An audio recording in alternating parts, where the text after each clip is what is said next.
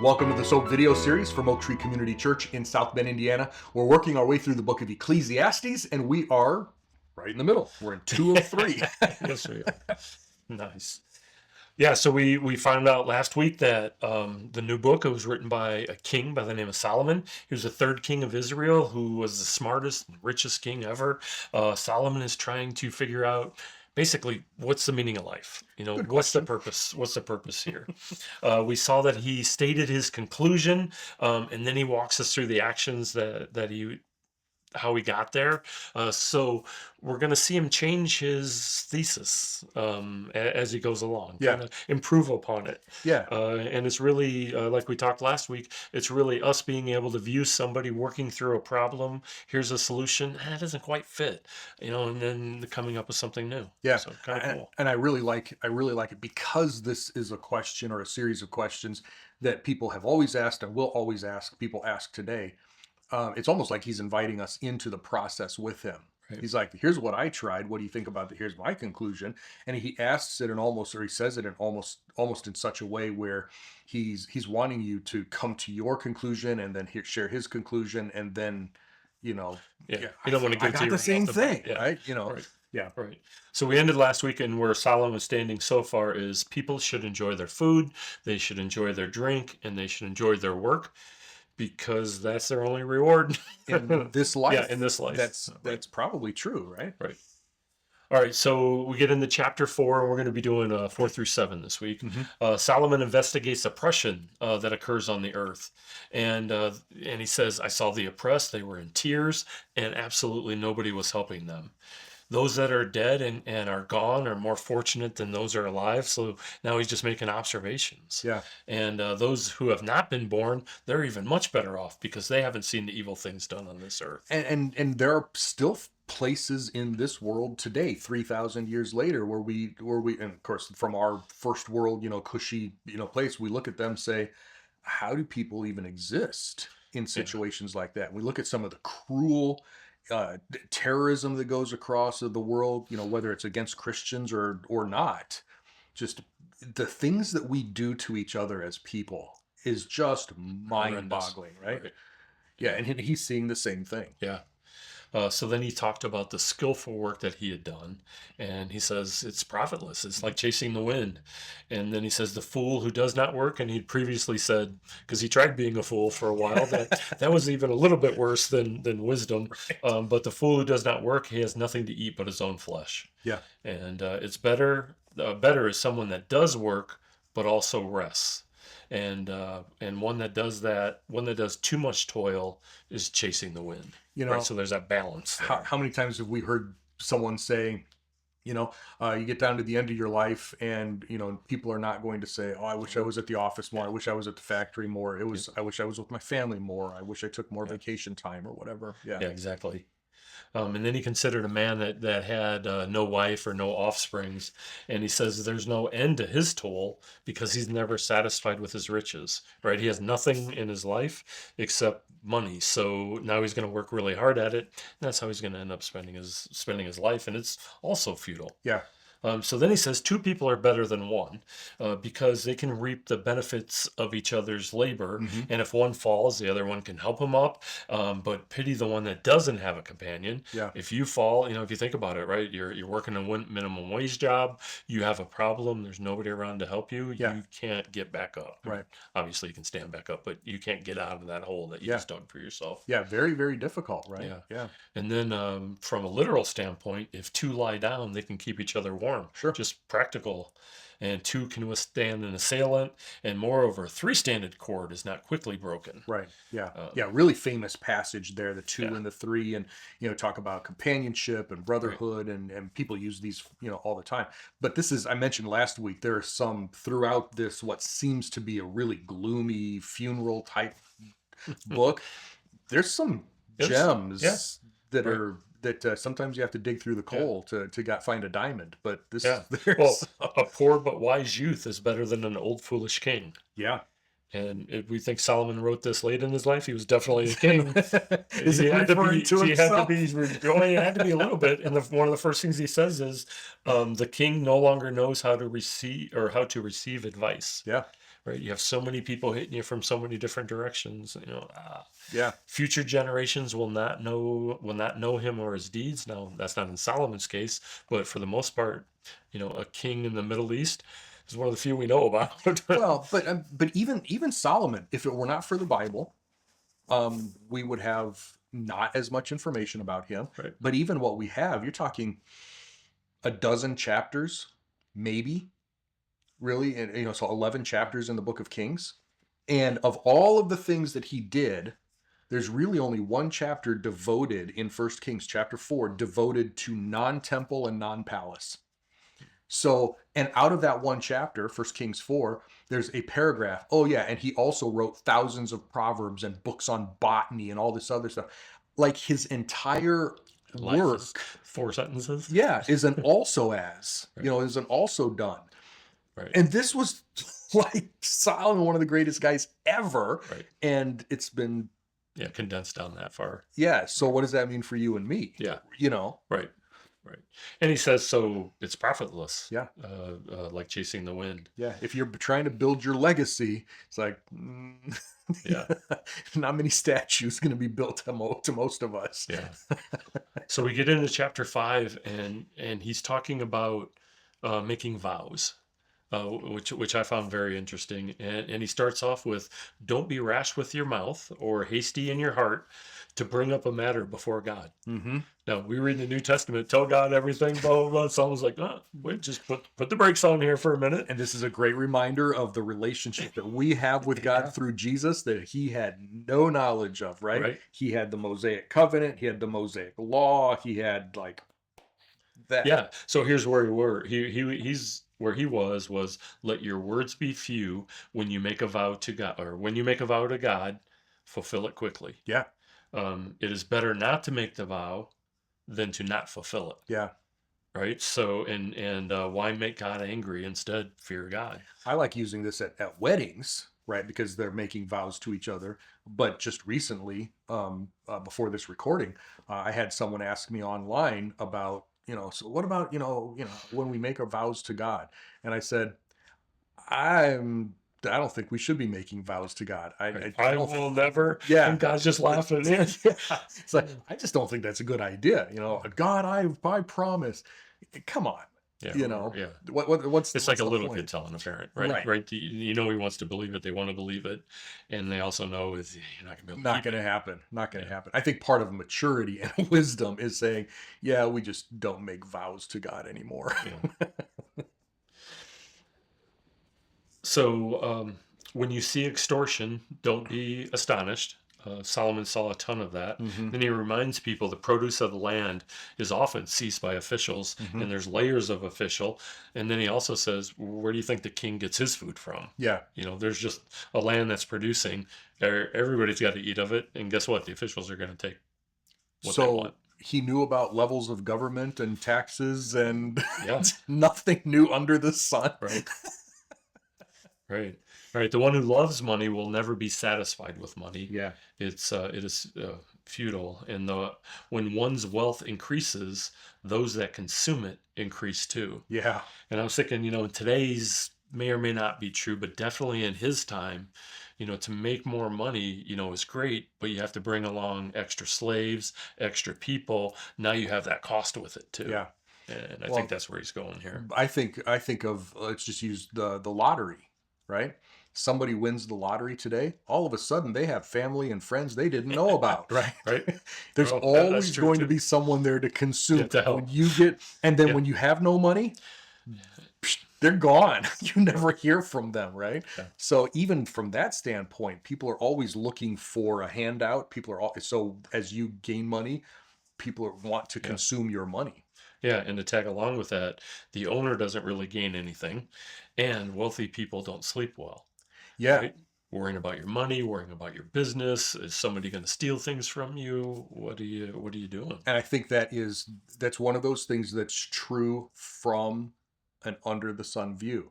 Yeah. If you're chasing money, Right. then yeah, you're always going to be worried about it being stolen, robbed, the market crashes, whatever. If you're not chasing money, then you get to sleep well at night because that's not your God. Yeah, right. Right. Wealth hoarded by its owner leads to misery. If that wealth is lost, he has nothing to give his son.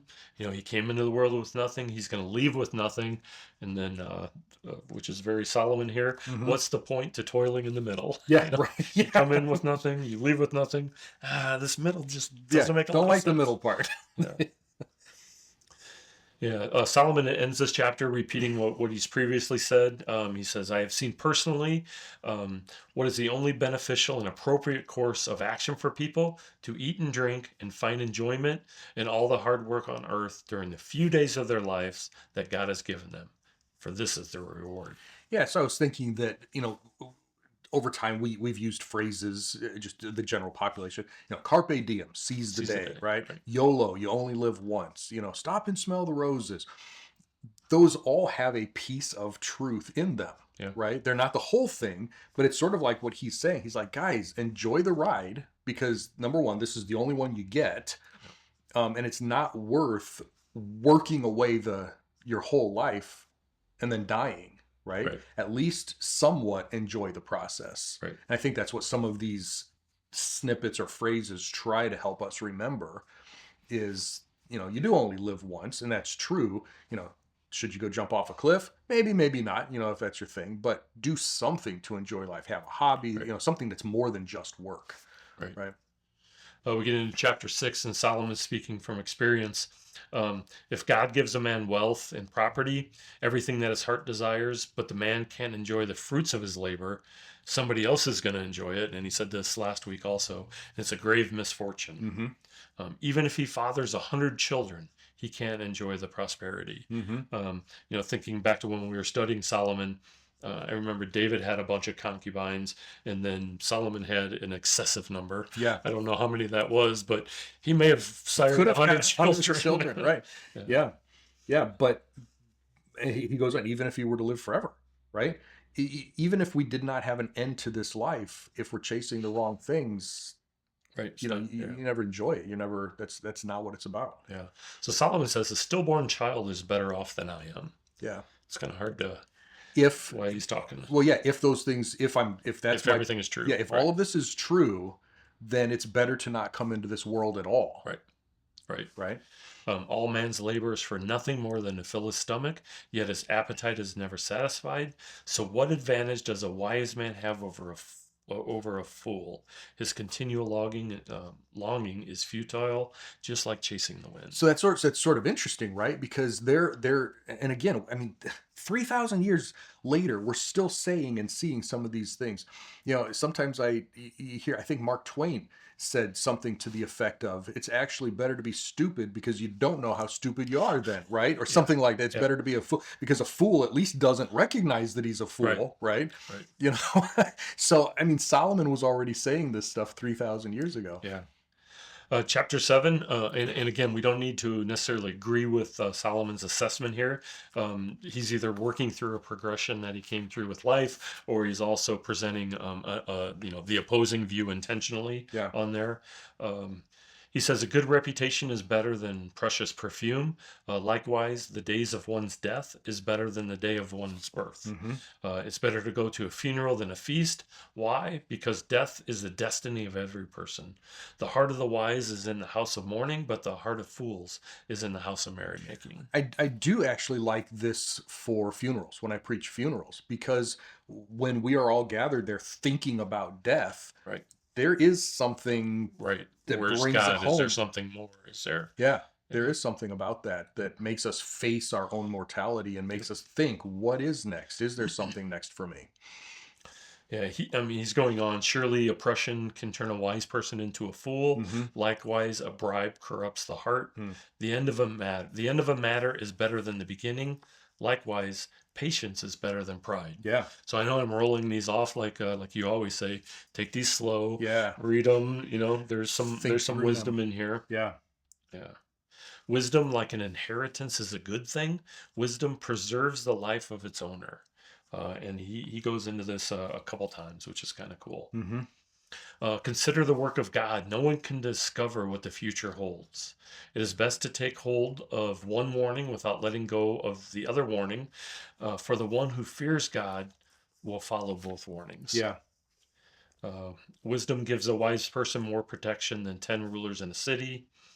Um, Solomon Yeah. said, yeah, and then Solomon's putting all this together, and he says, I've examined all this with my wisdom. Yeah. And he said, I was determined to comprehend this, but it was beyond my grasp. Yeah. Isn't that It is far deeper than anyone can fathom. it's great to come to that conclusion.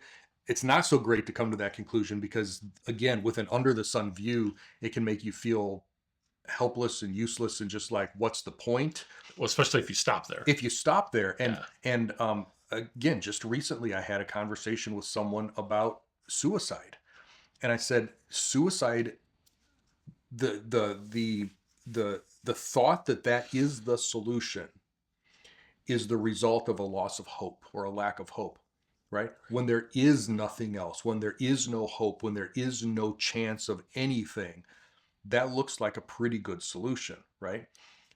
The real solution is to bring back hope, right? That there is something worth living for, right? Right. And so I think that's some of what Where he's you- wrestling with here. He's Yeah. like, when you're in this depressive state and you're just sitting in your hole and there's no hope, what's the point? Right. And again, I keep saying this, but we're 3,000 years after the fact and we're still wrestling with the Right. same stuff that he was trying to help us work through. Yeah. So then we end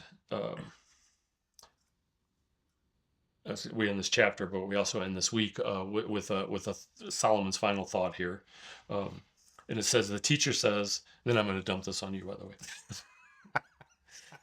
I discovered this while trying to discover the schema of things, item by item. What I have continually sought, I have not found. I have found only one upright man among 1,000, but I have not found one upright woman among all of them. And you expect me to I do. do what?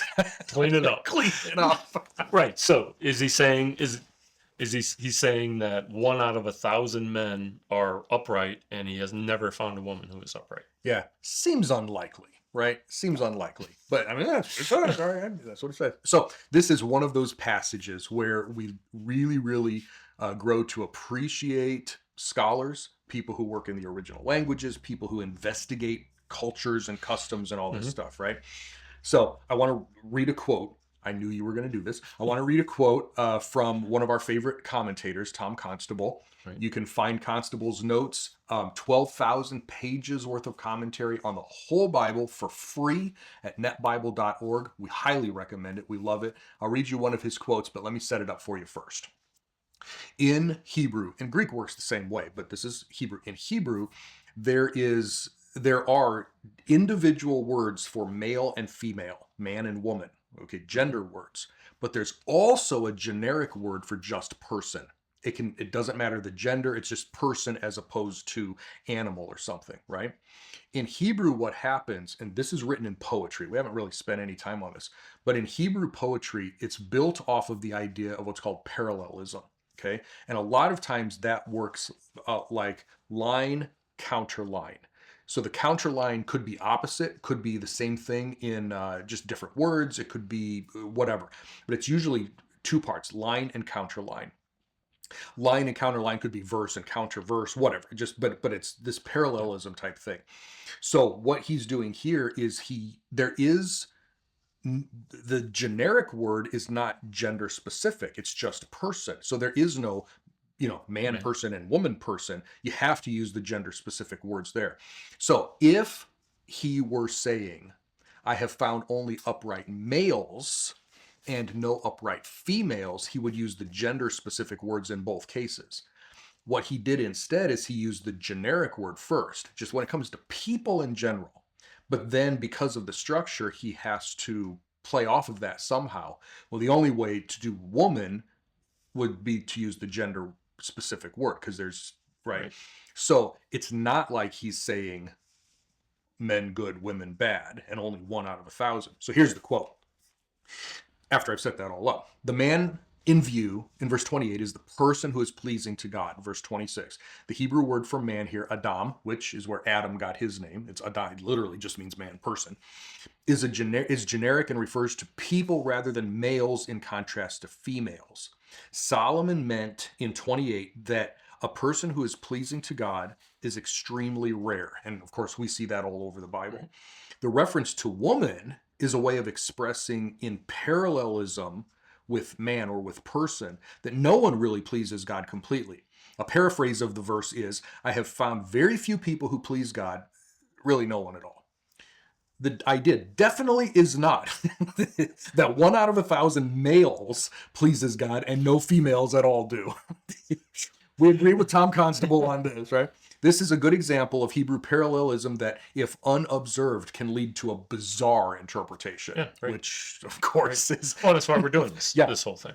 exactly. So, if you've never heard of that before, maybe you're like, whoa, hold on a second. This is really weird. This is the type of thing why we still do need scholars and teachers and commentaries out here, because sometimes it just reads weird. Yep. And this was a guy writing it 3,000 years ago in a different language, in a different culture, in a different, it's Right. like, okay, we've got to There's going to be some differences. Yeah, Right. allow some of that. Right. Right. Well, that takes us to the end of this week. All right. We We're ended on a good 2/3 note that yeah. we're not, We're 2/3 of the way through. kicking off half of our population. Yeah, 2/3 of the way through. We'll be back next week with the end of Ecclesiastes. Until then, again, read it very, very slowly. Take your time. Look for those hidden gems in here, and wrestle with these truths or these thoughts that Solomon was wrestling with. Feel free to ask. Send in your questions or comments. We'd love to hear that stuff. And share this with anyone that you think maybe even wrestling with the same things, right? And we'll pick it back up here next time and finish the book of Ecclesiastes then. Yeah. Bye, everybody.